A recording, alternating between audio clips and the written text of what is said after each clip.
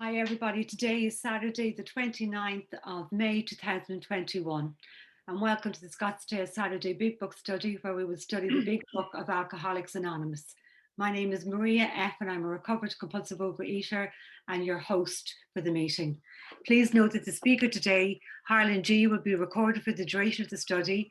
However, the question and answers sessions which follows will not be recorded. Our co-hosts today are Nancy J and Sue L. If you have any questions or any concerns, please contact either myself or any of the co-hosts, and you can do this directly by private message in the chat function. And we ask that you please keep your microphone on mute at all times during the workshop. And if you need to step away from your screen for any reason, please just try to disconnect your camera because it can be distracting for other members. So now we will pass over to Harlan G. Good morning, Harlan. Good morning, Maria, and I'm so happy to be here. It is May 29th, 2021, and it's a glorious Saturday here in Arizona.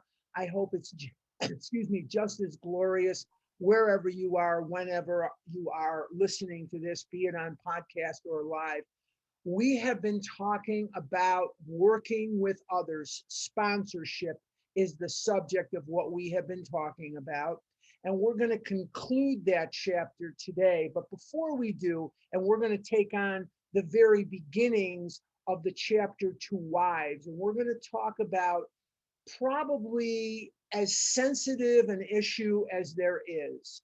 And what I mean by very sensitive is we're going to talk about family. We're going to talk about intimacy, into me I see. But let's do the first subject first. We're talking about sponsorship. And one of the things that is very apparent in many, many people that I have come across in my travels through Overeaters Anonymous are people who will not sponsor. They are afraid to sponsor. And where this comes from is a fixation on results. We are not in the results business. We are not here to attain any type of certain result from sponsorship. If the person we're sponsoring recovers, fantastic. If the person we're sponsoring does not recover, well, it's out of our hands. It's not mostly their relationship with God or their unwillingness. It's 100% that. As long as we're letting the book do the work, then I know that I've done everything that I could possibly do. And one of the things that I hear it on Vision, I hear it outside of Vision is, well, you don't have to sponsor, you can just do service. You can lead a meeting or you can be the treasurer at a meeting or something. That's not what the book says. The book does not say, having had a spiritual awakening as the result of these steps, we tried to become the secretary or the intergroup rep of our meeting. It doesn't say that. It says we tried to carry this message to the alcoholic, this message to the compulsive overeater. That's what the book instructs us to do. So it becomes very, very important for us to know that this is not an 11-step program. It is a 12-step program. Now, certainly in order for us to sponsor someone, we have to know that the step is a 3-part step. The first part being having had a spiritual awakening as the result of the steps. Have I had a spiritual awakening sufficient enough so as to dispel the desire for excess food? Now, that desire may come back here and there, but I know that I have to work my 10th step. Have I had a spiritual awakening? Have I made most of my amends or all of my amends? Most is fine. Am I doing 10 steps? Am I doing my 11th step?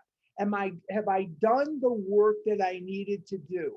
And if I haven't, then it's time to go back and review and start over again so that I can build my home on solid ground rather than try to make a mansion on sand. Very, very important. And we know that by giving this precious commodity to someone else, that we are being of maximum service to God and the people about us, and that the 12-step promises are going to come true for us as well. But if we don't do this life-giving step, then it becomes very difficult.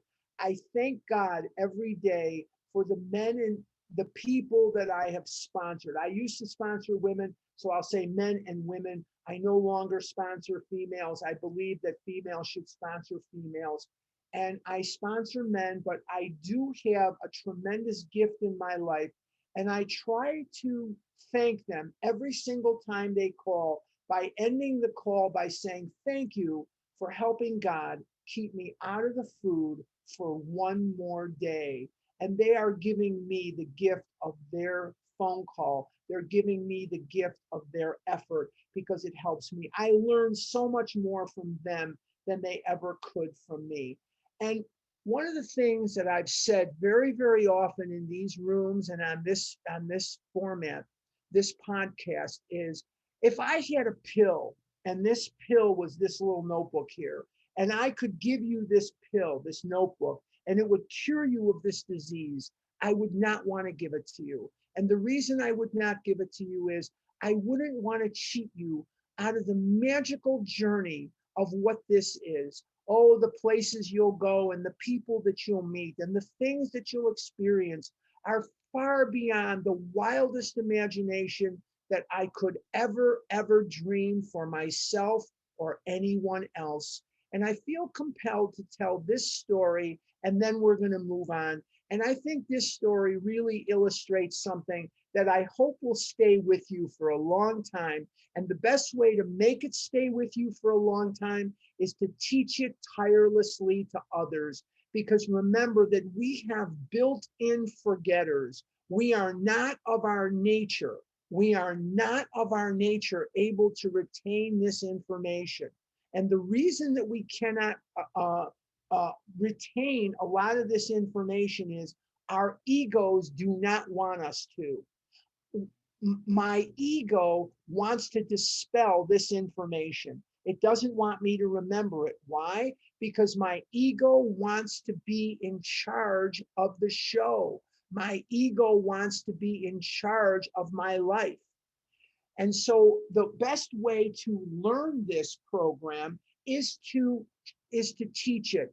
Clancy Imisland, who I consider to be one of my heroes, Clancy was a senior member of Alcoholics Anonymous, and he was one of the most humorous, one of the most wonderful speakers that it's ever been my pleasure to hear, both in person, and I've listened to every podcast that he's ever done. He's just wonderful, in my opinion. I love Clancy.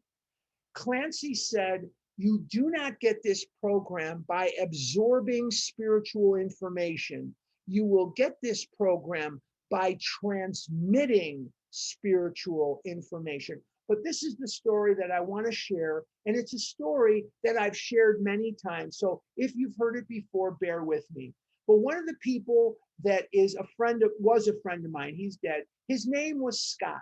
And Scott was a member of Alcoholics Anonymous and Narcotics Anonymous. And Scott was an outrageously handsome boy. The girls used to go crazy when he was anywhere in the area. And they would go nuts. They'd flip their hair and laugh at all of his dumb jokes. He was somebody that they were keenly interested in. And he was an actor. One day he got a role on Broadway, not off Broadway, mind you, on Broadway in a show. And he went out to New York to be in this show, in this on Broadway production. And he met a woman there, and they married, and they moved to Los Angeles, California. And when they were in Los Angeles, California, he became very active in Alcoholics Anonymous. And it was a Saturday night, a rainy Saturday night in Los Angeles. And a call came into the local AA office. And the call comes into the office, and two of them go out. They never go out by themselves. They take two people with them and they go. And this was a call from a seedy little flea bag motel in East Los Angeles, which, if you know anything about Los Angeles, the east part of the city is not the high rent district. The closer you are to the ocean, the more you pay for the real estate. The further away you are from the ocean, the less you pay, basically. But this was in a really kind of a flea bag motel. And he comes in with this other guy, and there's a fella sitting on the bed drinking whiskey. And they go in and they talk to this guy for about an hour. And then they realize they're pouring their heart out to this guy, and he is falling asleep. He's not a danger to himself. He's not a danger to anyone else. He's just falling asleep. So they kind of put him in bed, they covered him up, and they took his whiskey bottle and they put it on the nightstand and they left. 5 years later, 5 years later, guys, Scott, is doing a speech. He's doing a lead in San Diego, California, for an Alcathon, huge giant meeting of AA and Al-Anon. And he's doing his thing from 11 to 11:50 a.m. And then they broke for lunch. This guy comes up to him and throws his arms around him at the end of his lead and says, "Are you Scott?" And he says, "Yes, I am." He says, "You saved my life." And he's got a bear hug on him. And Scott says to the guy, "I don't believe I know you. Who are you? I appreciate what you're saying, but who are you?" And he said to him, "Do you remember about 4 or 5 years ago, maybe, you came to a motel in East Los Angeles and you were talking to a guy that was sitting on the bed, and you guys left, you and another guy?" And he says, "Yeah, I remember that." He says, "Well, that guy died about 3 weeks after you were there. He died." He said, "I was hiding under the bed. I was too scared to come out. And I heard every word you guys said. And I haven't had a drink since that day." Any idiot can count the seeds in an apple, but only God can count the apples in a seed. You never know the immortality of being of maximum service to God and the people about us. You never know what God is going to do with your good deed. We just don't know the lives that we can touch when we do the things that are consistent with living this program. We have been talking in chapter 7 about going to places that serve liquor and going to places, and it's okay for us to be there if we have good reason. Now let's go to page 102, and we're going to finish this chapter, and then we're going to move on to 4 wives. We're going to move on to 2 wives, not 4 wives, 2 wives. I'm on page 102. Why sit with a long face in places where there is drinking? Sighing about the good old days. If it is a happy occasion, try to increase the pleasure of those there. If it is a business occasion, go and attend to your business enthusiastically. Now, that's a very important instruction, because you see, so many times in my life, I would attend things and I wouldn't compulsively overeat because I was afraid of doing it in front of maybe a certain person, or maybe maybe my wife was there when I was married, or maybe whatever. I didn't want to overeat in front of certain people. But what I did was I sat there in silent scorn. What the sentence here is telling me is, add to the festivities, add to what is the joy there, be of service. And when I don't feel like I'm a part of the group, it is me that needs to act. It is not them. I need to be of service, not with an eye toward results. Now, I go to a lot of gatherings where there's a lot of people there in their 80s and 90s. All I really need to do is to no particular person in mind, just say out, what did the doctor say, or how was your operation? And there's going to be discussion for 2 hours on that, because they've all just been to the doctor and they've all just had an operation or something. So I found, but I take dishes back. I act in a way that is contributory to the joy and festivities as best I can. I'm not going to get up and juggle. I'm not going to get up and tell jokes or sing songs, but I can add to the festivities. And if you think about what Dr. Bob said to us, he bequeathed us something. He said, what this boils down to is love and service. And we all know what love is, and we all know what service is. If I'm going to sit there with a long face and I'm going to be miserable, that's not helping anyone, especially me. But I can smile. I can ask somebody, how are you doing? I can take a dish back. I can help somebody. I can walk someone to their car if they're leaving. I can walk them out to their car if they're female, they're leaving. Okay, so let's continue. If you are with a person who wants to eat in a bar, by all means, go along. Let your friends know they are not to change their habits on your account. At a proper time and place, explain to all your friends why alcohol disagrees with you. Many, many times, I will eat before I go to a thing because I know there's not going to be anything there for me. And I remember years ago, now my friends, their kids are older, they're not of that age. But when I used to go to little birthday parties at Chuck E. Cheese, or I would go to birthday parties at these pizza parlors, I would have, where they have the games and stuff for kids. When my daughter was young too, I would eat before I went because I knew there's nothing there for me. And that's okay. I don't have to make a big deal about it, or I don't have to be afraid to bring my own food. I don't have to be afraid to do that. And if there's some kind of minimum or something, I can always get it. I can always get a sparkling water. I can get a club soda. I found the time to practice the disease. I found the time to eat the food. Now I have to make the effort and find the time at recovering. Not so as to bring attention to myself, but as a way of adding to the festivities. And how do I do that specifically? By not making a big deal about it. I don't have to make 15 announcements that I'm bringing my own food. I don't have to take an ad out in the local paper that said, poor Harlan, he went to the pizza parlor and he had to bring his own food with him. I can just do it and not make a big deal about it. And that's serving God. Sometimes I have to be humble. Sometimes I confuse humble with humiliation. Nobody's out to humiliate me. And I found that when people are, oh, what are you eating? Oh, why did you do that? Why couldn't you find something here?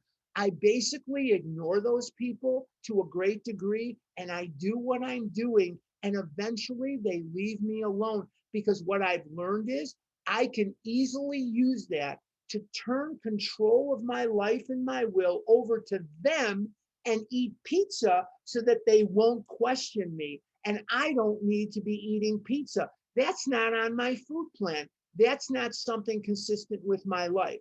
So I would rather be my own person and be an adult who takes care of himself than be so concerned of what people are thinking. Rule 62, don't take yourself so seriously. And a word to the wise is, the people that matter don't care. And the people that care don't matter. The people that matter don't care, and the people that care don't matter. In other words, if you're that into what I'm eating, I this is not a person that I can entertain, bantering back and forth with. I'm doing what I'm doing. It's a lunch. Get over it. It's a nothing. It's a zero. Let's continue. I have to sometimes remember that my life, my program, my abstinence is what's important to me, and not what other people are thinking. Because I'll tell you something else in leaving that subject. The very people that encouraged me to eat pizza like everybody else were often the most vocal critics of me when I put on massive amounts of weight. So I can't win with certain people anyway. And the people that care the people that care about what I'm eating don't matter. And the people that matter to me don't care, because they understand. Let's continue. If you do this thoroughly, few people will ask you to drink.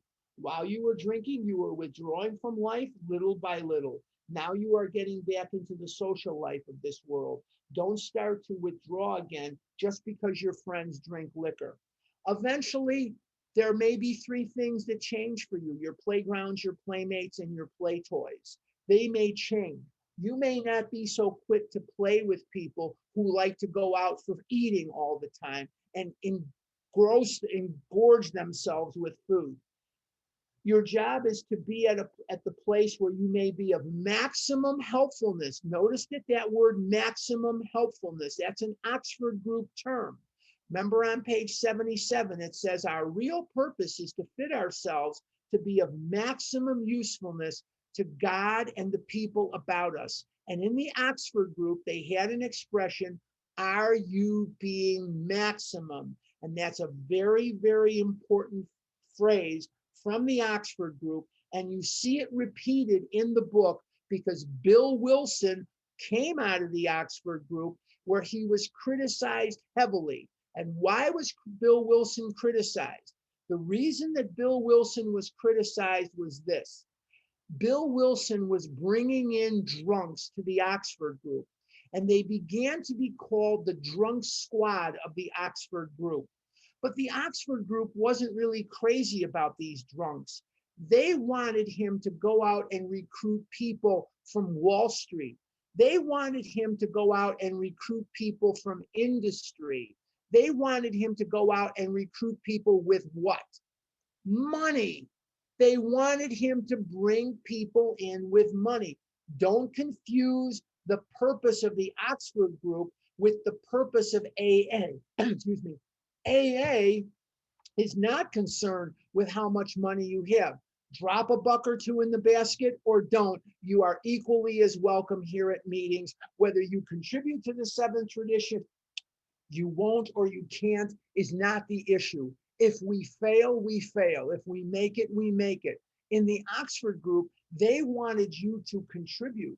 And the drunks had no money, but they knew that the guys from industry that Bill Wilson could possibly bring in did have money, and that's who they wanted in their midst. So Bill, by using this term, maximum service, maximum helpfulness, is really thumbing his nose back at the Oxford Group, because he would say to anybody that would listen, my purpose from God is to help drunks. And they'd say, no, it's not. Your purpose is to use your Wall Street connections to bring in people of industry. And he would shake his head, no, no, it's not. No, it's not. And he would walk away. And this was a bone of contention between Bill Wilson and many of the Oxford Group members who were not alcoholics. Sam Shoemaker understood, but a lot of these guys just did not. They wanted people to get sober, but they would poke Bill Wilson with their elbow and say, I really like that you brought this guy in here, but he just puked on my new shoes. So the bottom line is there was contention. There was a lot of this going on. So never hesitate to go anywhere if you can be helpful. You should not hesitate to visit the most sordid spot on earth on such an errand. I never fear. Sometimes I get stuck in airports, and sometimes I get stuck in cities. I remember recently, not recently, actually now it's like 2-3 years ago, I was in Virginia. I was in Virginia Beach, Virginia, and my flight back to Phoenix got canceled. And so I had to go from Virginia Beach to Orlando. From Orlando, I had to go to Dallas. From Dallas, I had to go to Phoenix. Oy veyesmir, what a Megillah that was. Okay, fine. I made it home in one piece. And then, as you all know, I've talked about this, one of the worst days of my life. There have been very few days worse than this. I got stuck in the Houston airport on my way to Mobile, Alabama for 14 flipping hours. And I was in that Houston airport from 11 a.m. until 2 o'clock the next morning, whatever it was, 3 o'clock the next morning, whatever it was. Oh my God.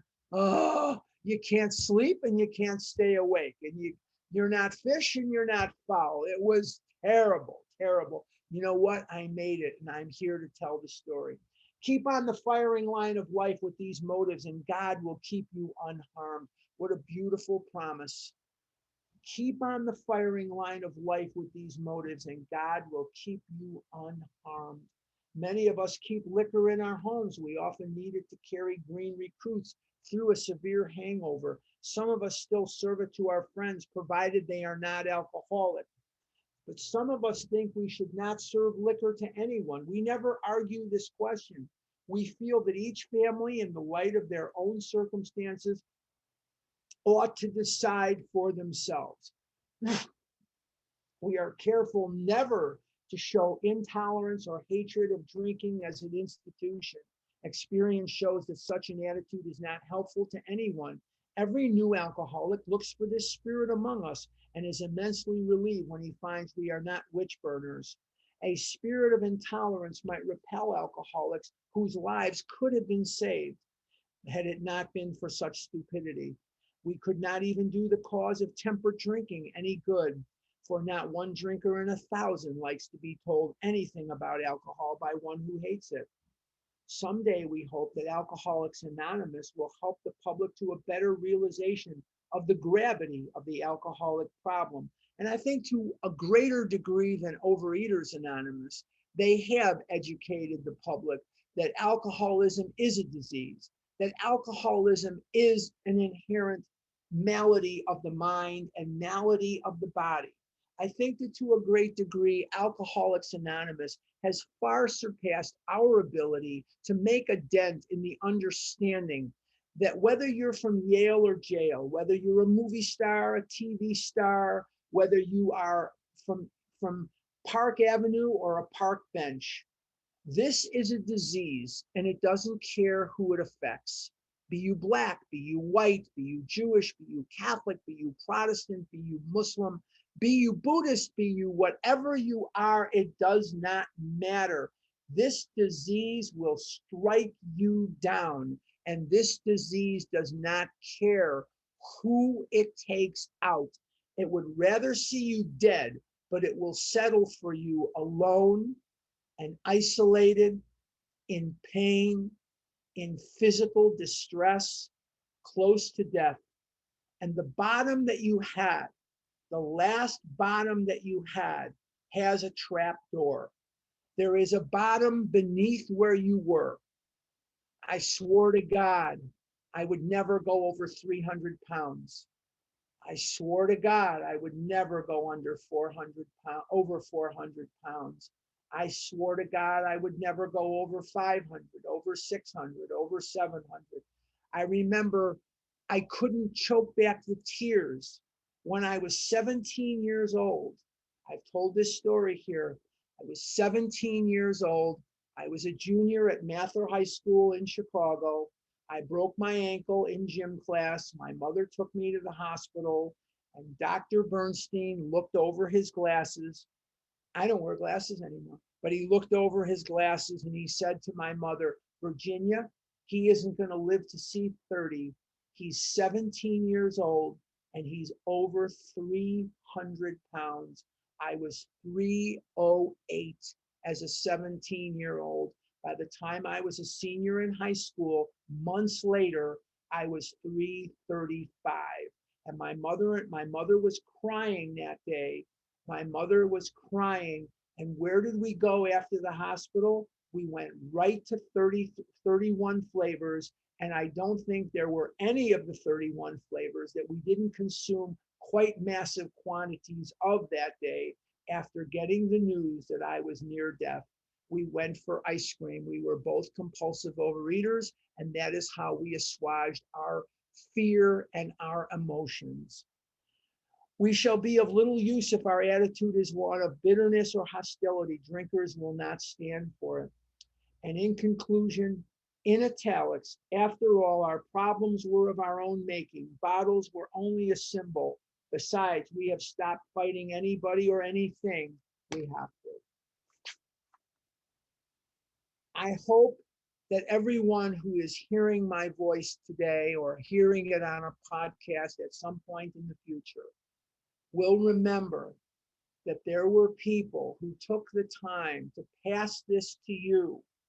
There were people who stuck their neck out and they spent their time, they spent their energy, they spent their time teaching you this program. You have got to return that favor. You have got to return that service. It is a work of God, and it is an insult not to. In 1935, June the 10th, a spark was struck.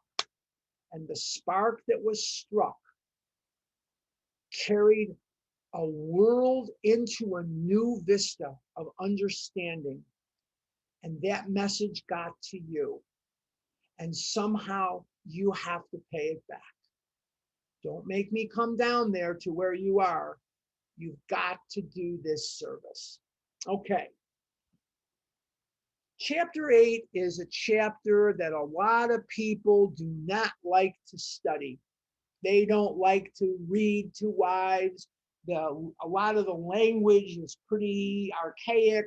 And a lot of the people that are in OA, be they male or female, they get the impression that it's kind of silly for us to consider a chapter where the doting little wife with her apron and her whatever is the wife, and she's innocent and pure, and in comes the drunk.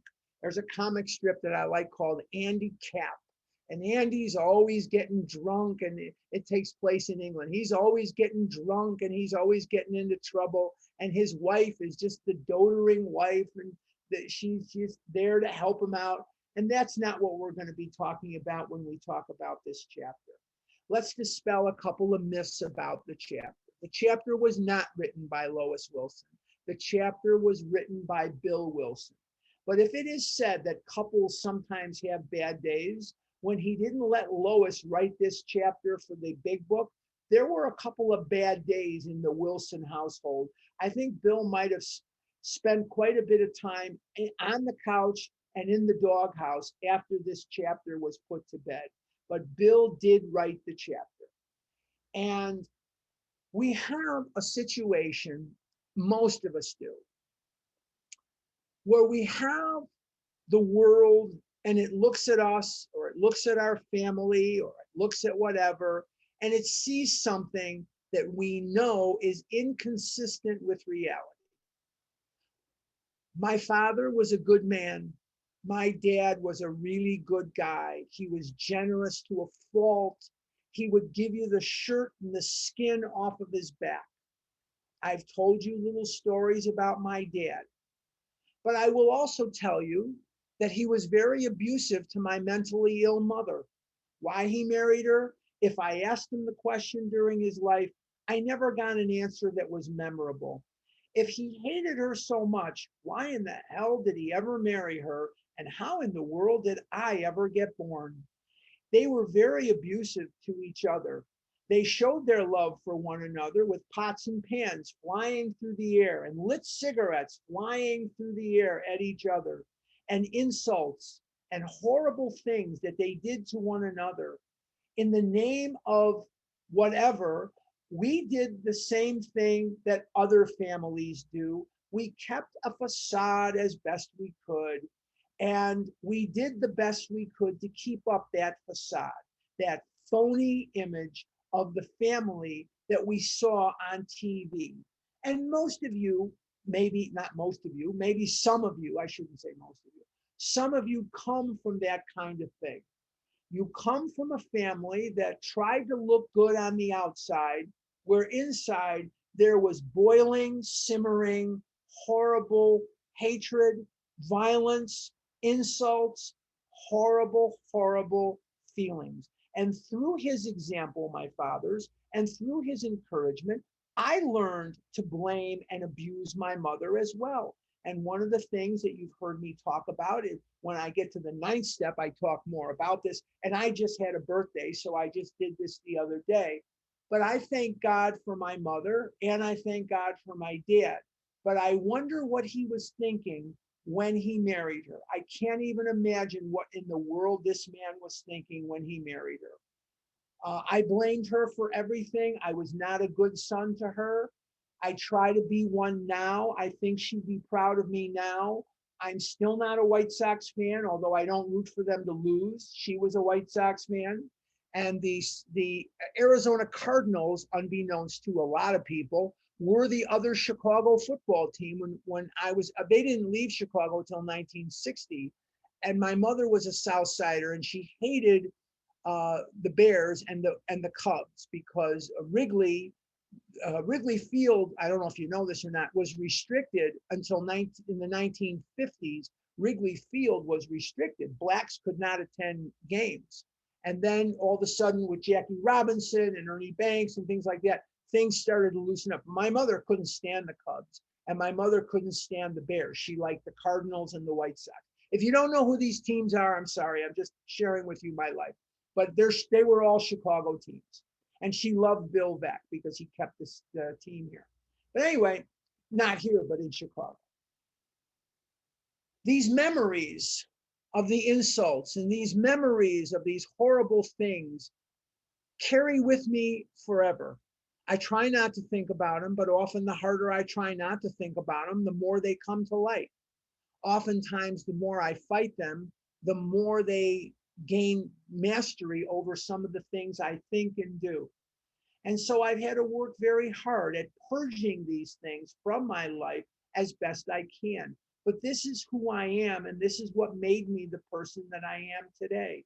And when I got married, I did the best I could to treat my wife with the utmost respect. I did the best I could never to scream and shout insults at her. I did the best I could, and I was more often than not highly successful. But their example to me of sexless behavior, of sexless existence and no affection made me quite anorexic in this area as an adult.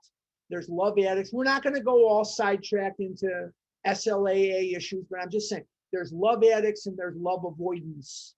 And I became big love avoidant because I was morbidly obese. And so I was convinced not only what physically I was emasculated, I was emotionally emasculated as well. When I looked at a girl and I found her attractive, I knew in my mind she'd never want to go out with me. I was the fattest kid around.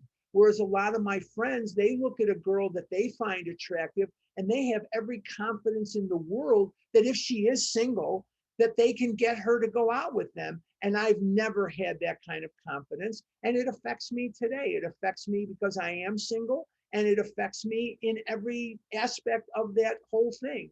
And that's why I tried so desperately to make a go of my marriage when my wife wanted a divorce, not just because I loved my family and I loved my child. Part of the reason that I was so motivated to spend so much time and effort to keep my marriage together, even though my wife was already seeing someone else while we were married, was I was scared to death I'd never find anybody. And even though we had a bad marriage, she's not a bad person, but we had a bad marriage. I was scared to death I'd never find anyone else. And that kind of fear haunts me and affects me today.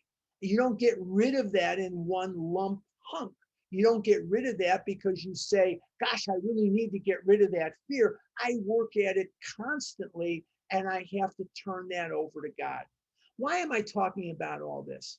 The reason that I'm talking about all this is we are going to delve into the first chapter of the post 12th step world. And when the chapters were written, this was very deliberate. We've talked about the 12th step, working with others. But what's the third part of step 12? The third part of step 12 is to practice these principles. What are the principles? The principles are the steps. And where do we practice them? And how do we practice them? We practice them in all of our affairs. What are our affairs? Our spouses or the person closest to us, our families, expanding it out just a little bit. That's the chapter to the family afterwards. And then in the workplace, the easiest place for me to practice my step, it's not 20 to 11. Oh my God. Anyway, every time I look at the clock, and I try not to, I get shocked that it's so late. But anyway, okay. Well, what's the easiest place for me to practice my program? The easiest place for me to practice my program is here with you or in a meeting of OA. It's very, very simple. Everybody's on the same page, everybody gets it, and so on. What's the harder place to practice my program? It's in the workplace because money's involved, the security instinct, self-esteem, oftentimes sex, which is unfortunate, but reality. Oftentimes, it's that self-esteem, the pocketbook, the emotional security, the social instinct. Everything is cooking with gas in the workplace. And where's the hardest place of all for me to work this program? Well, boys and girls, if you said in your own home with your own family, with the people closest to you, you are our winner for today, because that is the hardest of all places to work the program, because these are the people that see what's underneath my skin, that see what's underneath my fingernails, that know me as none others do. So what we're going to try to do is we're going to try to keep an open mind as we go through the chapter to wives, and we're just going to get into the beginning of it today. But we're going to keep an open mind. And what I'd like to do on the journey through these chapters is to give you some new information to consider, that it's not just a chapter about a man and his wife, the man being the alcoholic and the wife being the little Al-Anon, but it really is a chapter about sponsorship. And it really is a chapter to us as the addict. And it really is a chapter that works at so many different levels, that I'm going to do the very best I can to shine a lantern on those levels so that we can further our knowledge, further our understanding of these chapters, and maybe never look at them again with disdain and impatience. Hopefully that's what we can get. So let's take a look at page 104, 104. With few exceptions, our book thus far has spoken of men. Not true. What the book has spoken of thus far is the alcoholic, whether they're male, whether they're female, or what have you. What the book has thus far spoken of is alcoholics. But what we have said applies quite as much to women, not necessarily women.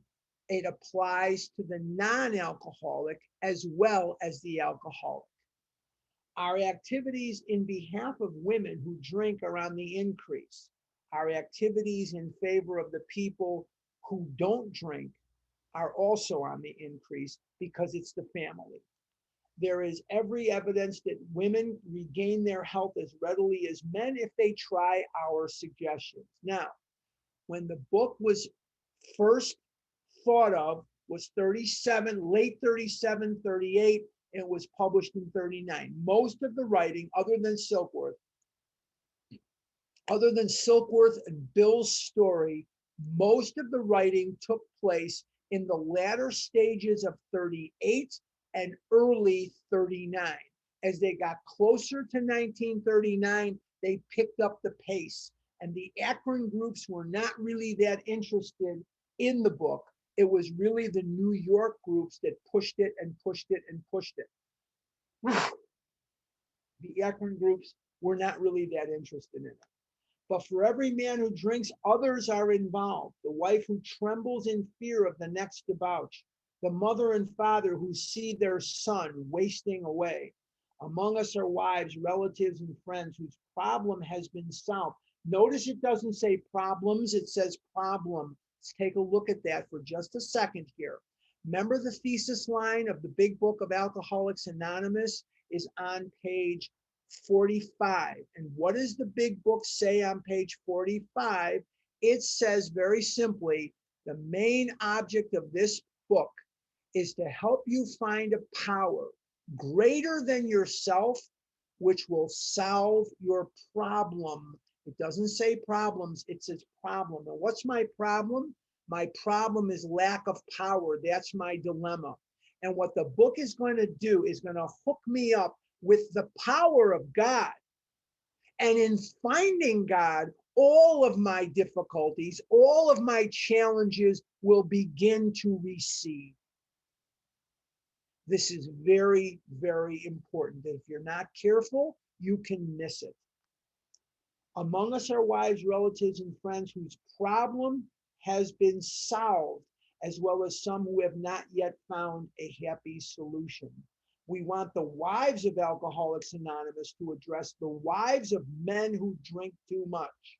What they say will apply to nearly everyone bound by ties of blood or affection to an alcoholic. What is the book telling us so far?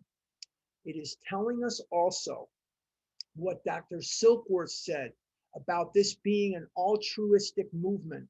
Silkworth said that in order for the message to be carried, it must have depth and weight.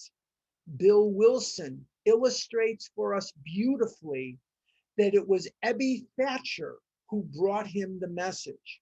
Now, when Bill Wilson started drinking heavily in 1917,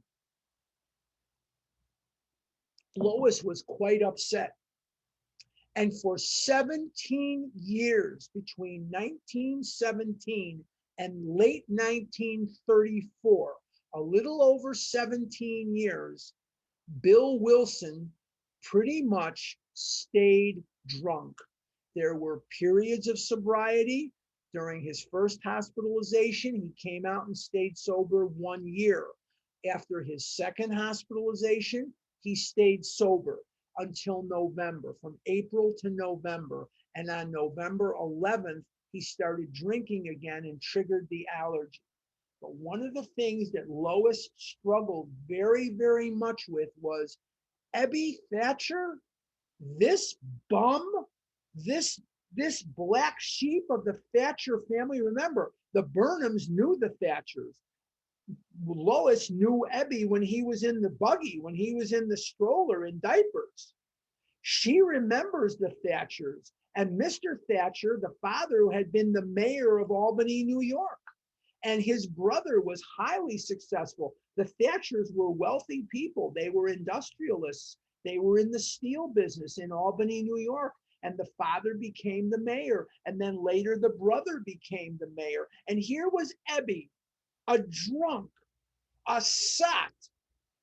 And he gets Bill sober after everything I've done, after everything I did and endured from this bum. Ebby Thatcher gets him sober. And I don't even want to talk about this guy that he's going to meet in Akron, frickin' Ohio. And I couldn't get him sober, but these guys could get him so. This was baffling to Lois.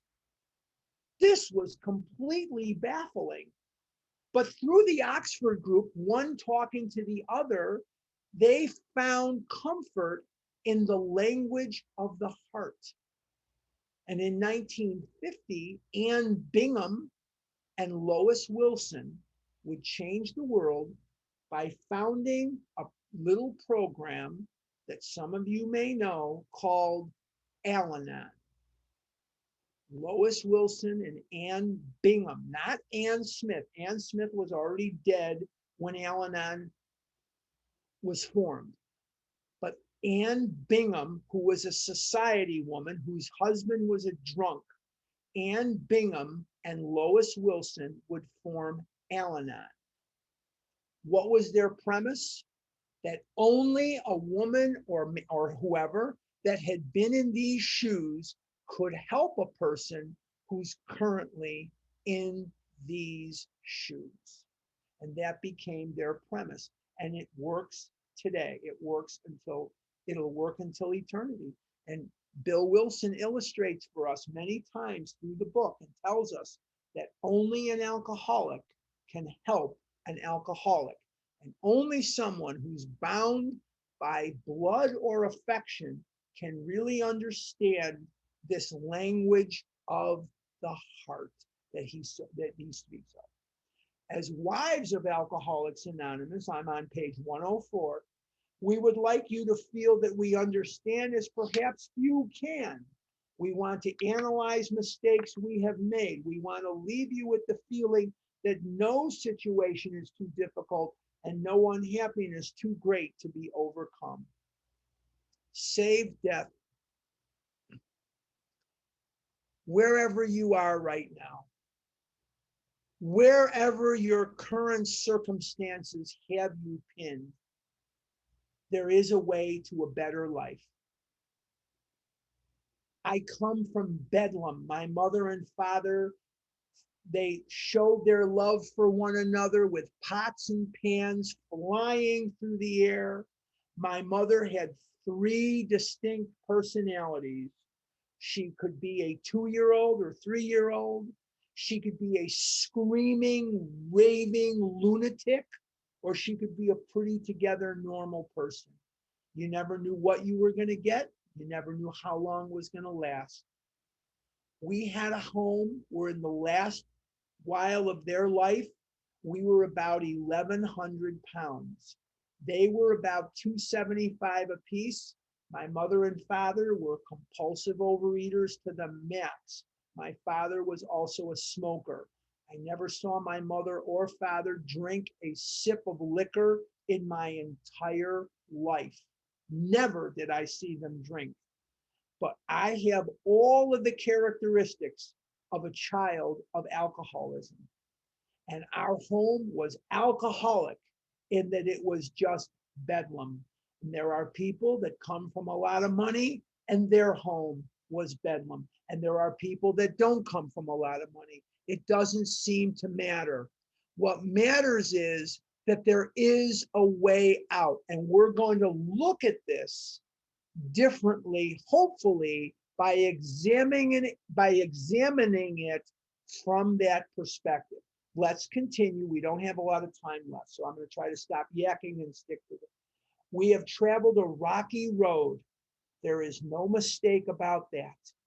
You know, it costs us about $100,000 for your membership in OA. Take a look at the food that you ate in your life that you didn't want to eat, that you knew was killing you. Take a look at the clothes that you never got into. You never wore them. You gave them away with the tags still on them. What about the gyms that you joined?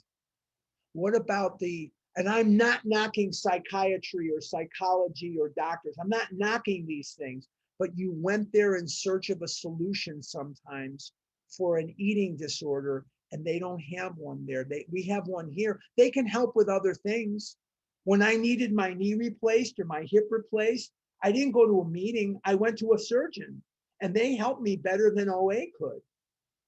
But I would not go to the surgeon and say, you know what, I really want to eat. And he'd say, good for you. I would go to a meeting or I would call my sponsor or I would call one of you. Okay. Look at all of the pay and way. Look at the money that you've paid into these places. And yet here you are.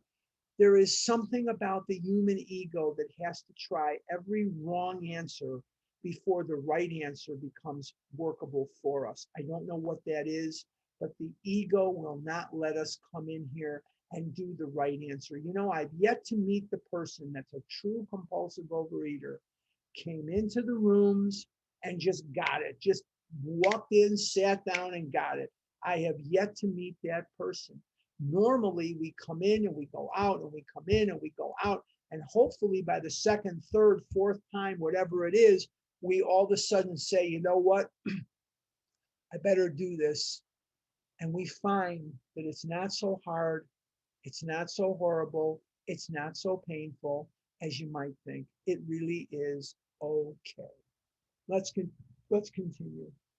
We have had long rendezvous with hurt pride, frustration, self-pity, misunderstanding, and fear. Sometimes those were self-inflicted, or all of it is self-inflicted, and sometimes it was because we couldn't control another person. But whether you have it come from that selfishness where you want to control another person, or it's just the things, this is where the disease lives. The disease lives in my perception of what is going on around me and my misperception of how it's going to affect me. Am I going to get what's coming to me? Because it's all about me, right? So if I perceive that I'm going to be taken care of, you're going to stick to my script. Mo, Larry, and Curly are going to stick to my script, as is Lassie and Rin Tin Tin. They're going to stick to my script. then I'm fine. I'm okay. But there's always going to be that guy, maybe in China or maybe in India or maybe in Nepal, where they're not going to stick to my script. And that's going to drive me crazy. And where does the recovery live? The recovery lives in my willingness to take action after action after action after action to do the necessary steps to dispel the desire to feel better through food. The disease lives in my perception of what's going on around me and how I perceive that it's going to affect me. And what normally filters that perception? Fear. Fear will permeate through everything. And because I fear, I will catastrophize. I will catastrophize. Where does the recovery live? In my willingness to take action after action after action to dispel the toxicity of these emotions, the ravages of the defects of character, so that the urge to eat is simply not there. I hope that's clear. And we've gone through it twice. If we need to, we'll go through it again and whatever. But this is very, very important stuff. Let's continue. These are not pleasant companions. We have been driven to maudlin sympathy, top of 105, to bitter resentment. Some of us veered from extreme to extreme, ever hoping that one day our loved ones would be themselves once more. In other words, stick to my damn script, buddy. Stick to my script and follow what I want you to do. Our loyalty and the desire that our husbands hold up their heads and be like other men have begotten all sorts of predicaments. We have been unselfish and self-sacrificing. We have told innumerable lies to protect our pride and our husband's reputation. We have prayed. We have begged. We have been patient. We have struck out viciously. We have run away. We have been hysterical. We have been terror-stricken. We have sought sympathy. We have had retaliatory love affairs with other men. In other words, what are they describing here? They are describing the character defect of self-seeking. And what is self-seeking? Self-seeking is the action that we take to get others to stick to our script. Selfishness is the script. Self-seeking are the actions that we take to get others to stick to our script. Very, very important. And every action that was just described are actions that we take to get people to stick to our script. And why do we want them to stick to our script?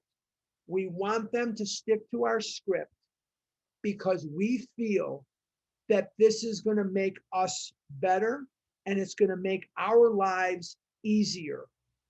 And so these are the things that we do. Our homes have been battlegrounds many an evening. In the morning, we have kissed and made up. Our friends have counseled chucking the men, and we have done so with finality, only to be back in a little while, hoping, always hoping.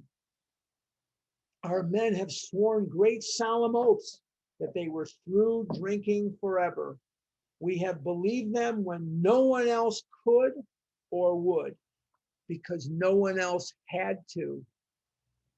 We had to believe them because our finances, our romances, our other factors were tied up in this. And so what did we lose along the way? Objectivity.